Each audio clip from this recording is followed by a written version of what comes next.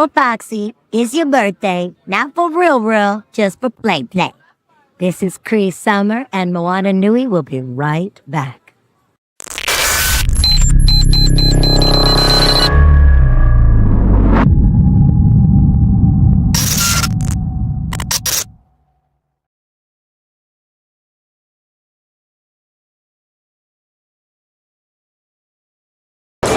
Aloha everyone, this is Moana with the Moana Nui Podcast. Today we are joined by our friends Mike and Miles with M2P2. And here at San Diego, you know, being a vendor, being an exhibitor is something that not a lot of people understand the grind of what it takes to be here. So I wanted to ask Mike and Miles, what's their experiences being a vendor and what does it take? So I see it from a very different perspective than many people do, because Miles and I own this company, so we have our own booth here, which is a 10 by 30 booth. But I've been doing cons since '99 and been designing and building booths. Typically I run anywhere between 14 to 18 booths at a show. Here we have, I think, 16 booths this year. Typically you would have seen me at the Marvel booth. That's really how well I'm known. Yes. As of this year, I'm not working with Marvel anymore. I'm not their agency. We decided to go into two different designs and of direction. So I decided to, branch off and take some new clients.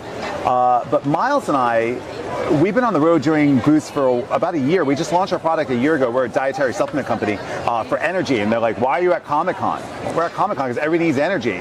Yes. When you walk in the door, people think that this just magically happens. And we're here from Saturday until Wednesday at 5:30 building. And then we run the show and then we have to tear it down. So you can't live on just coffee. You need to have some energy to get you through. So we create a product that gives you energy. But beyond that, when you are at a show and you're an exhibitor, it really becomes about what do the fans want? What does the audience want? Mm-hmm. So Miles and I try to tailor every show that we do differently. So like Comic-Con, we're going to talk, we have like a superhero match game that we're doing, and to try and engage people, we're giving away a Nintendo Switch. But then in 2 weeks, we're going to be at Fit Expo in Anaheim, where it's a completely different dynamic because it's all about fitness and working out. And I mean, ladies look. So, it's all about fitness and working out. So what happens here is we have to kind of adjust and pivot. And our spiel that we talk about, adjust and pivot. So, I mean, Miles, what do you think about it? Well, it's nice to have at Comic-Con, we have such a huge cross-section of people to talk to and engage, because it's literally everybody and anybody who comes. Last year was my first time coming to San Diego Comic-Con. I'd really never been to a large convention before, so it was a real eye-opener to see what the demographics actually are, and it's all-encompassing. There's everybody here. It's not just one person. Anybody's interests are here. So it's really exciting to talk to such a diverse group. And then pivoting to the fitness, it'll be interesting to have a more tailored audience towards the fitness, active lifestyle. Yeah, so I like that you talked about that, because fitness and active lifestyle I think is crucial to coming and being a part of conventions. What does your fitness routine look like when you're gearing up for a show? Okay, when you're gearing up for a show and when you're at a show are completely different. Let me just point blank that. I have not seen the inside of the gym in 5 weeks, because literally I have, like I said, 16 or 18 clients or something on average here. Plus I'm planning for D23, which is a week, and for Fit Expo, and for New York Comic Con already. Because I own not just this, but I also own Promo 360, which is a marketing agency that does these events. And then I own a jewelry company here as well, What's Your Passion Jewelry. So I'm running 3 companies. Miles is running this company with me. We co-own it. So when you're getting towards a convention, yeah, it's great to be able to go to the gym because you want to build up that stamina. You want to get your cardio going. You want to be able to say that I'm getting used to the time zone I'm going to be adjusting to. I want to be able to make sure that I have my energy levels up. So, we created a product that does energy, but at the same time, when you're at the show, I bring my workout clothes. I bring my workout sneakers. They're still packed because we've been on our feet since 7 a.m. Yeah, and we have good intentions, but actually never make it there. I will say this though, non-Comic-Con shows, when we travel, we went and did LA Comic-Con in December, we did WonderCon, we go out, we hike. We add an extra day and we'll go out and hike. So we'll be out here for Fitness Expo in 2 weeks. We added an extra day, we will go hiking for 8 or 10 hours a day, which that really helps us to adjust and decompress your mind, because it's not just the physical you have to prepare, it's the mental. Yes. Because Miles said earlier something that was really funny. He's like, I am a robot. I am saying the same thing, but I'm changing what I'm saying to each person, but it's the same thing all the time. You talk so much at these shows, yes. and you have to make each person feel like they are the only person in the room at that time. Yes. And he's wonderful at that because he's a scientist. Yes. So he's talking about science all the time. And people are here in superhero costumes. And you're like, do they want to know about science? And the answer is yes. And we're so excited about how people want to know what they're ingesting, what they're putting in their body, or how to get energy to get through the day. Yes. So we get very specific questions on like how like our products could interact with the person's individual like circumstances, whether they are feeling unmotivated or a lack of energy, like their own personalized kind of advice on how to improve their daily life. Yeah, definitely. So I know for some folks, both as an exhibitor and as an attendee, when we've engaged with them, some people get overwhelmed really easy. And so can you tell us how, like when we were talking earlier, you mentioned how your product also has those calming effects too. Can you talk a little bit about that?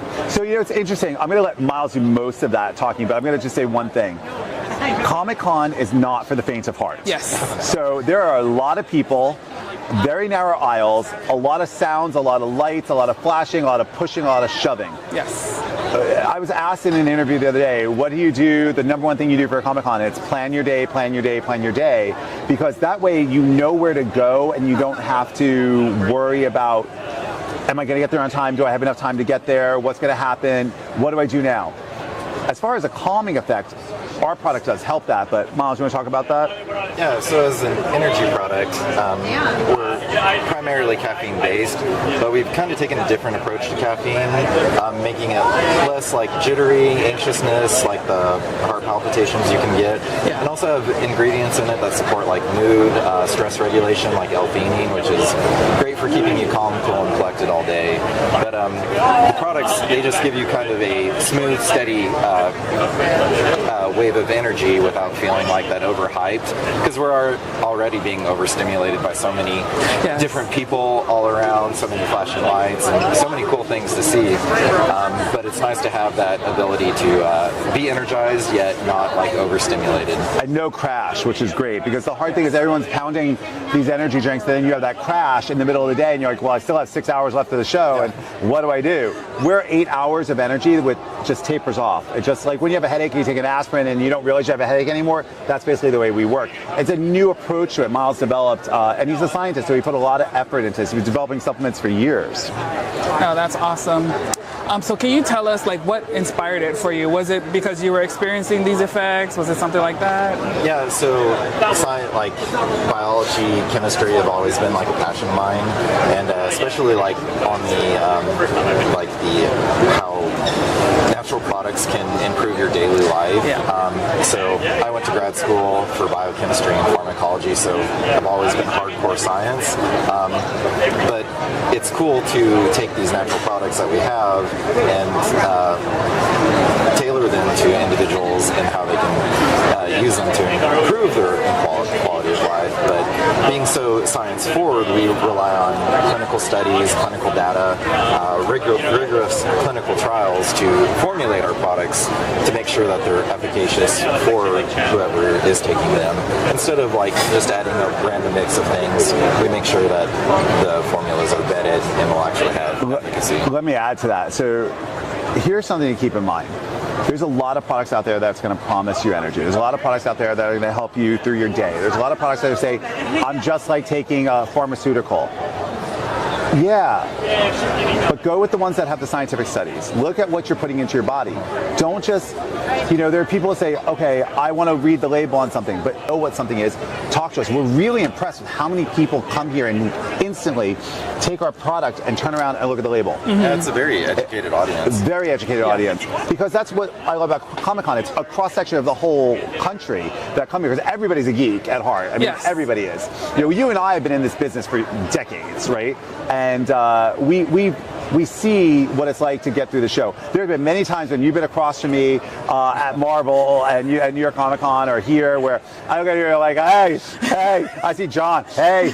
I tell a story that we had the Avengers at the Marvel booth, and the booth was like literally rocking back and forth, and there were people getting shoved around, and people were in my face and yelling at me, and I'm trying to be polite and keep calm and everything. And some guy got in my face, and I look in the back, and there's John, like, got your back, Mike, got your back. And it's hard because there's people everywhere and there's lights and sound, but with a product like what we have, it helps you to remain calm. And if you're calm but still have energy, that's going to exhibit and exude from you out. Yes. And that helps people to feel calm in your presence. So yes, and Miles has his voice anyway that's just like calming. Calming, yes, he does. And Mike has a very energetic voice. Yeah, this is me tired. It's true. Like, I feel like your voice is like iconic here on this floor. Everybody could hear you from the Marvels. The Marvels say something's going down at Marvel. Yes. Everybody get over there. Yeah, it's quite funny. They used to say, they would call me and say, hey, we got a noise complaint about you at the Marvel booth. Turn your microphone down. I'm like, I'm not on the microphone.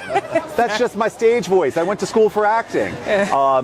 Something I think we were talking about before we got on camera, if I may pivot for a second, was what's it like to try to start a business? Yes. And then you're at the #1 convention on the continent all year long of any type of convention. Yes. And we're starting a business and we're trying to make an impression.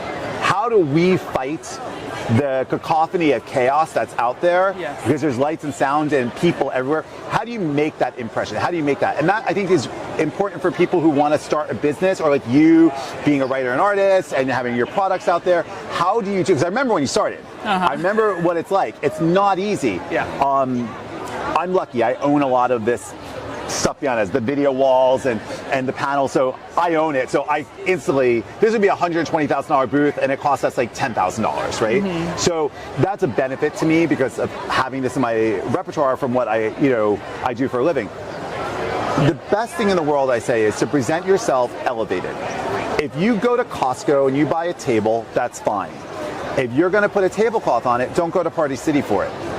Spend the money, go on displays to go, and get your logo put on a tablecloth that actually is stretched and will go around that Costco table. All that does is elevate your brand a little bit. Mm-hmm. If you show up at a Comic-Con and you're going to use the free tables that come with your booth, and it just has the pipe and drape that is plastic and crappy and stapled on, and you put your box down and your book and you sit like this, or you're on your phone and you're like, let me see what's going on, and I'm on Instagram and I'm not paying attention to the person going by, what impression are you making? Yes. And what impressions are you losing? So my suggestion to somebody who's looking to start at Comic-Con, or even like us a year into it, but although this is our first time at San Diego, is elevate yourself. Yeah. I don't care if you're selling, and there's a booth here, pardon me ladies, there's a booth selling bag of dicks. I'm not kidding you. But they're an elevated booth. I did their booth. They came to me and said, create a gorgeous booth for us, and we did.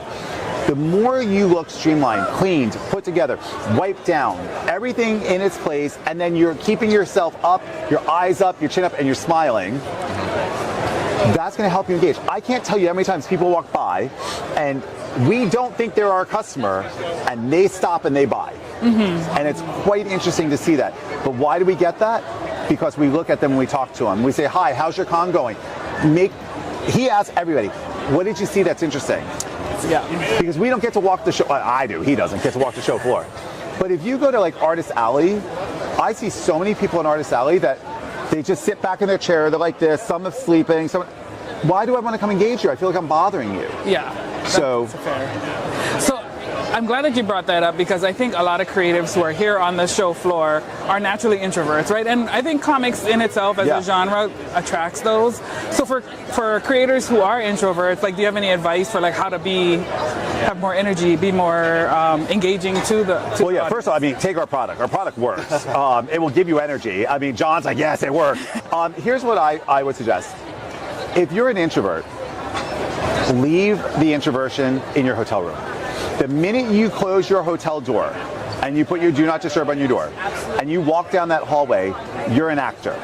And my opinion is, if you can see the audience, so from being an actor, if we were peeking behind the curtain and we can see the audience, that means the audience can see you. So the way I say it is, the minute you leave your hotel door, you are on. You don't know who you're in the elevator with. You don't know who you're in line next to at getting food in the morning. When you're walking in the door, if you could be in a bad mood or whatever, a person to talk about somebody, don't, because you don't know who's listening. So be an actor. If you're an introvert, find it in yourself to find how your extrovert is. Now, people think that I am the most extroverted person out there. The reality is, I sit home, normally with Miles or his partner Dustin. We sit home by ourselves, or we'll play Uno or something. We'll go to the gym or whatever. Like, I don't go out. I'm an introvert. Yeah. I'm here. My job is to be extroverted. So Miles is extremely quiet. Is that true? Yeah, I would say that I'm naturally an introvert. What I found, a lot of help through Mike, like coaching and tips and stuff, goes back to like engaging the audience, asking questions about them, like how their day is, like what they're interested in, really helps like kind of break down that wall and create a relationship and really like feel like that personal connection and find out what they're interested in, and then you can then branch off. Like there's people who may have not known an interest of theirs, and we click on something and then can have a 30-minute conversation. Yes. We've had there's been 3 or 4 shows that we've gone to that the first show that we went to, we met this girl and her brother, and now this is like the 4th show that they've specifically come over just to see us. That's awesome. just to come talk to us. Yes. And they'll spend 45 minutes to an hour, and now I know like all this stuff about them and stuff, and they know about us, and we can talk like old friends. Yeah. Well, like, you know what it is? It started about talking about, with them specifically, it started them talking to us about the product. And then they said, how did you get involved in this? And they couldn't believe that we owned it. And they're like, how did you do this? And that started like a series of TED Talks at TwitchCon, where all these influencers who are now making money online or trying to figure out how to make money online were asking us, how did you start? What did you do? How do you do? Well, I'm not an influencer, right? But what I am is somebody who understands marketing and understands business.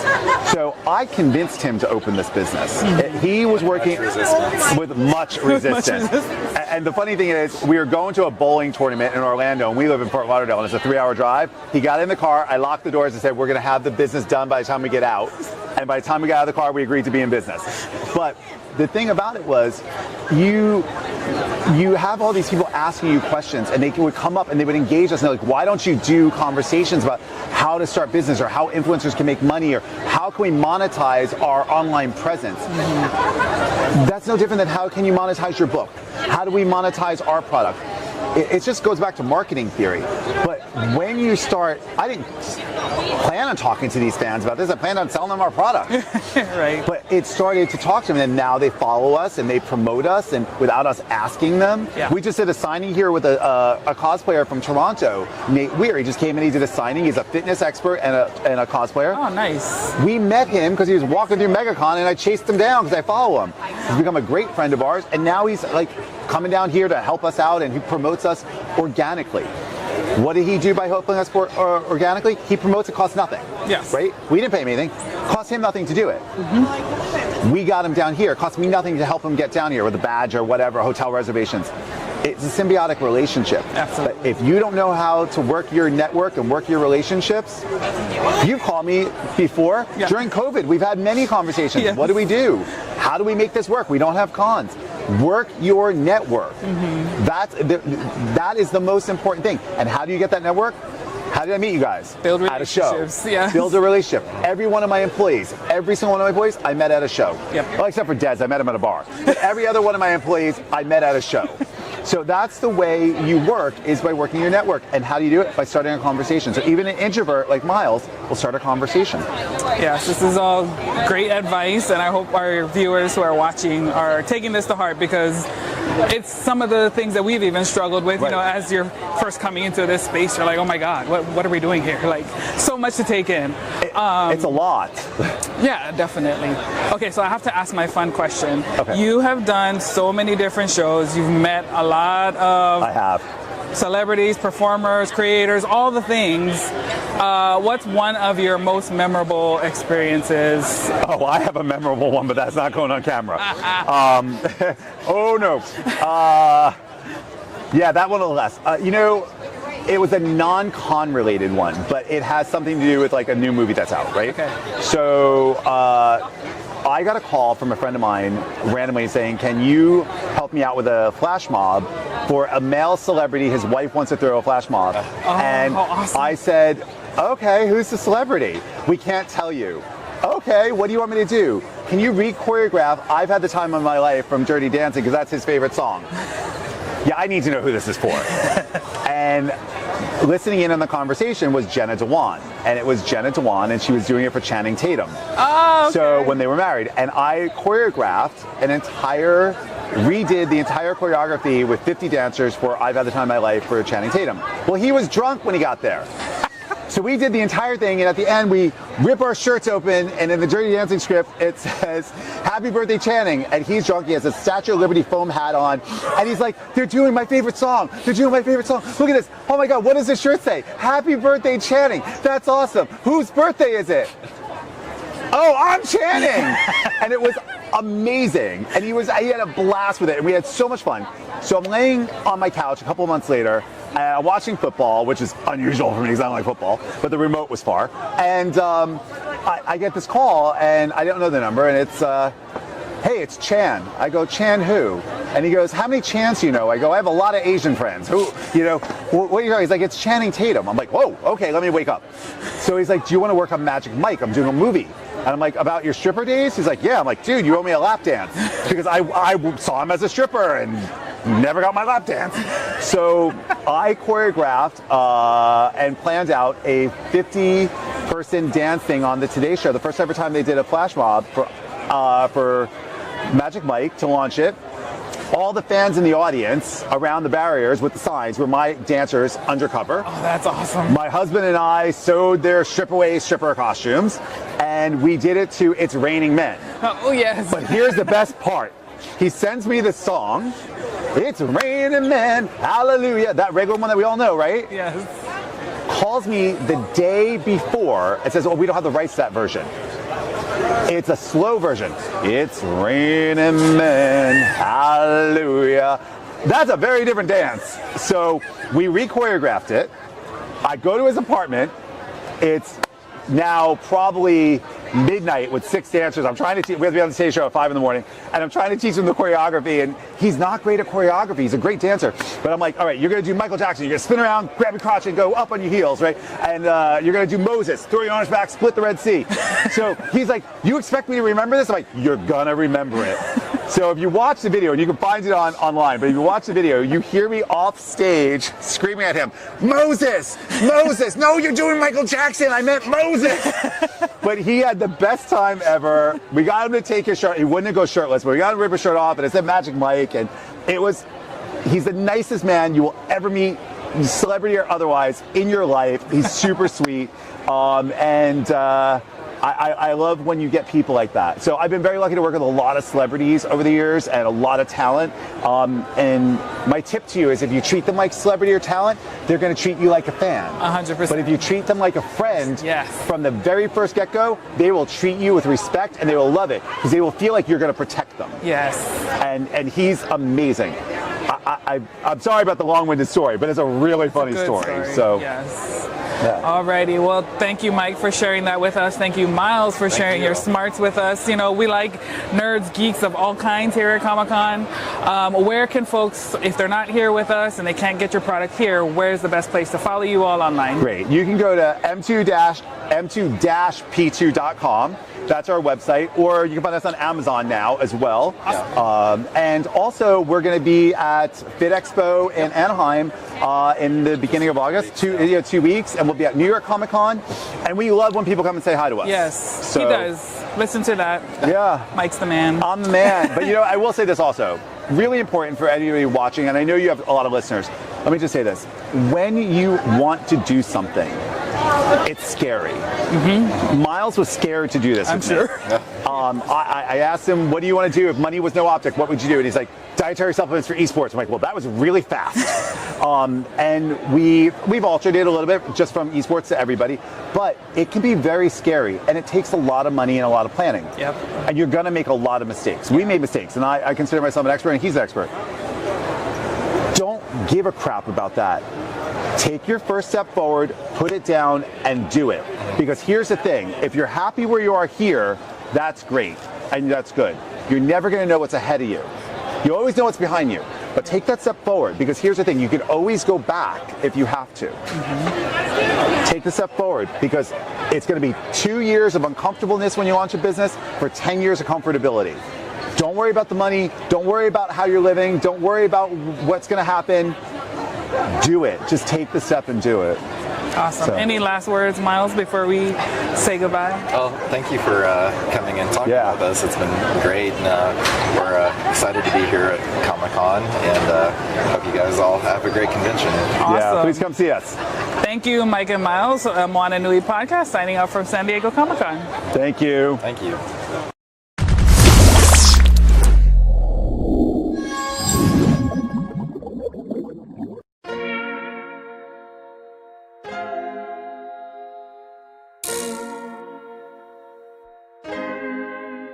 So many stories left to tell, even if we have to ourselves. Can't keep history on the shelf. If they won't tell it, we will. If this the land of the free, it was a freedom then, when they annexed Hawaii and called it Cedar Lands, without any type of payment and no signing off. Called themselves a republic in 1894. 1.2 million acres overtaken from the native Hawaiians. When they resisted, the West retaliated in violence and erasure. The Hawaiian language is banned as part of colonialism's plan to expand, yeah. Stuck between a rock and a hard place. Multiple bombings of Kaho'olawe as a part of their ongoing war with Asia. Used it as a place for target practice. No consent or compensation. Colonizers call for annexation. The work of all the locals. School will never let you know. So many stories left to tell, even if we have to ourselves. Can't keep history on the shelf. If they won't tell it, we will. Too many stories left to tell, even if we have to ourselves. Can't keep history on the shelf. If they won't tell it, we will. We will. So if you put Hawaii into perspective, well, Black and Asian history is interconnected. Considering the fight with the Pacific, then of course versus Asia, they was treated as a middleman for war, but didn't let the Western colorism run its course. Cause dark skin was a sign of dignity to core. The land was taken in the name of capitalism, when prior to it was an actual kingdom. Clap back at the system. Stuck between a rock and a hard place. Multiple bombings of Kaho'olawe as a part of their ongoing war with Asia. Used it as a place for target practice. No consent or compensation. Colonizers call for annexation. The work of all the locals. School will never let you know. So many stories left to tell, even if we have to ourselves. Can't keep history on the shelf. If they won't tell it, we will. Too many stories left to tell, even if we have to ourselves. Can't keep history on the shelf. If they won't tell it, we will. So many stories left to tell, even if we have to ourselves. Can't keep history on the shelf. If they won't tell it, we will. Too many stories left to tell, even if we have to ourselves. Can't keep history on the shelf. If they won't tell it, we will. We will.